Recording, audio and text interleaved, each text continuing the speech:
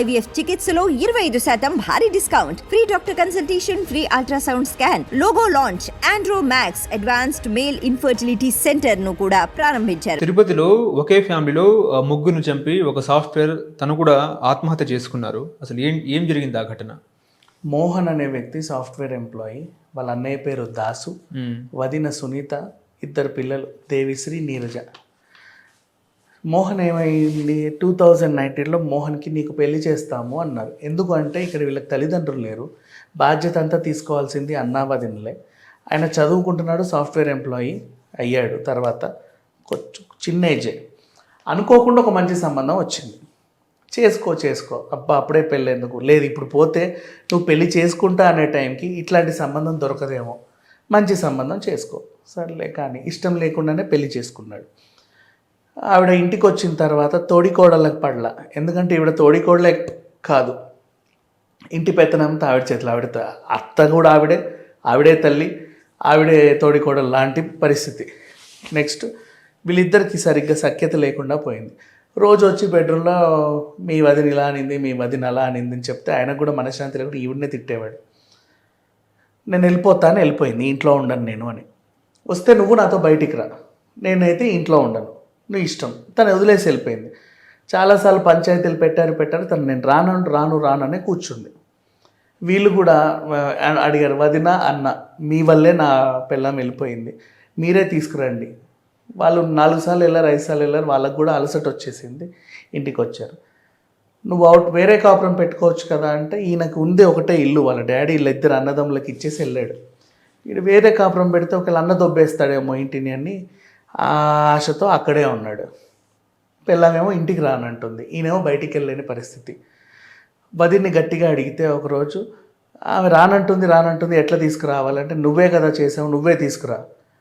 ఏంటి నేనే అన్న ఎక్కువ మాట్లాడుతున్నావు, అసలు నువ్వు మగాడివి అయితే అది ఎందుకు పోద్ది బయటికి, నీలోనే ఏదో ఇది ఉంటుంది అని చెప్పి రిటర్న్ ఇతని మీద నిందేసింది. ఒళ్ళు మండింది. నెక్స్ట్ ఫస్ట్ ఈయన ఏంటంటే పిల్లం వదిలేసి వెళ్ళిపోయింది, సమాజం నన్ను ఇంకోలా చూస్తుంది, అండ్ నాకు మైండ్ సరిగ్గా లేదు, ఇక్కడ ఉండలేకపోతున్నాను, చచ్చిపోవాలనుకున్నాడు. మరి నేను చచ్చిపోతే వీళ్ళందరూ ఎందుకు సుఖంగా ఉండాలి, వీళ్ళ వల్లే కదా నేను ఈ స్టేజ్కి వచ్చాను, ఒకసారి తాడో పేడో ఆఖరిసారి తేల్చుకుందామని ఓ రోజు ముహూర్తం పెట్టుకున్నాడు. అదే రోజు తండ్రి అప్పుడే వచ్చి వాళ్ళ దాసు ఇద్దరు పిల్లల్ని స్కూల్ నుంచి తీసుకొచ్చి ఇంట్లో పెట్టాడు. వదిన ఉంది, వదిన తీసుకొస్తావా తేవా నా భార్యని చెప్పు, నీకు ఇంతకుముందే క్లారిటీ ఇచ్చా, ఆమె రానంటుంది, నీ వల్లే కదా, నీకు 100 సార్లు చెప్పాను నన్ను అనొద్దు, నా వల్లే ఏంటి, నా వల్లే, నువ్వు సరిగ్గా ఉంటావు ఎందుకు పోద్ది, నీలోనే ఏదో లోపు ఉందేమో అందుకే పోయిందని గట్టిగా అంటే, ఇంకా నువ్వు మారవని చెప్పేసి కోపం కట్టెలు తెంచుకొని దగ్గరున్న కత్తితో పీక మీదకి వెళ్ళి కోసేశాడు. ఈ హత్య చూసిన ఇద్దరు పిల్లల్ని కూడా చంపేశాడు, పీకలు కోసేసి. నెక్స్ట్ ఇక ఇంట్లో వాళ్ళని చంపేశా. అన్నయ్య వస్తే పెద్ద రాధాంతం అయ్యిద్ది, నేను బయట తిరగలేను, జైల్లో ఉండలేను, నా జీవితం సర్వనాశనం అయిపోయింది, మా ఆవిడ కూడా వెళ్ళిపోయింది, సమాజం నన్ను ఇంకేదో అంటుంది, ఇంకెందుకు నేను బ్రతికి, నాకేముందని చెప్పి ఆయన లవ్ వేసుకుని ఆయన చనిపోయాడు. ఇప్పుడు దాస్ వీళ్ళన్న ఇంటికి వచ్చేసరికి అక్కడ రక్తపు మడుగులో కూతుర్లు, అక్కడ పెళ్ళం, లోపల తమ్ముడు. ఏం చేస్తాడు, సర్వస్వం కోల్పోయాడు. ఇది ఇలా జరగకుండా ఉండాలి అంటే ముందే ఇష్టం లేని పెళ్లి చేసుకున్నారు, ఇంట్లో గొడవలు అవుతున్నాయి, స్టార్టింగ్లోనే సర్దుకోండి. అన్న నీకు ఒక విషయం చెప్పాలనుకుంటే విను, ఏం చెప్తున్నాడో విను, లేదు అంటే ఇద్దరు ఒక ఒప్పందం పెట్టుకొని ఇంటిని హాఫ్ చేసుకొని బ్రతకండి. ఈ రోజుల్లో అలాంటి వాళ్ళు కూడా ఉన్నారు, రెండో కుంపటి పెట్టుకోండి.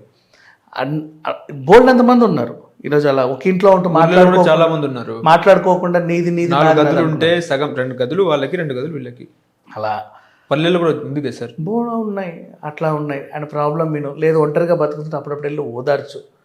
పోనీ ఆయన తాగుడికి అలవాటు పడ్డా, నీకు అలవాటు ఉంటే ఆయనతో కూర్చొని ఒకరోజు తాగి అన్న ప్రాబ్లం సాల్వ్ చేసుకో.